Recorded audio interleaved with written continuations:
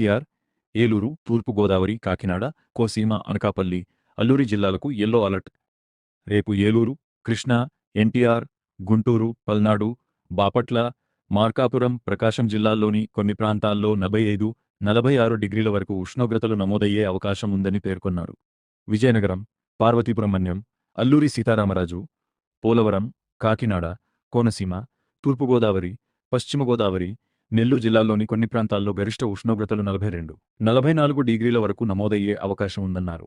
శ్రీకాకుళం, విశాఖపట్నం, అనకాపల్లి, కర్నూలు, నంద్యాల, అనంతపురం, శ్రీ సత్యసాయి, వైఎస్ఆర్ కడప, అన్నమయ్య, చిత్తూరు, తిరుపతి జిల్లాల్లోని కొన్ని ప్రాంతాల్లో ఉష్ణోగ్రతలు 40, 42 డిగ్రీల వరకు నమోదయ్యే అవకాశం ఉందని తెలిపారు. మరోవైపు ద్రోణి ప్రభావంతో పల్నాడు, మార్కాపురం, కర్నూలు, నంద్యాల, అనంతపురం, శ్రీ సత్యసాయి, కడప, అన్నమయ్య, చిత్తూరు జిల్లాల్లో అక్కడక్కడ పిడుగులతో కూడిన తేలికపాటి నుంచి మోస్తరు వర్షాలు కురిసే అవకాశం ఉందన్నారు.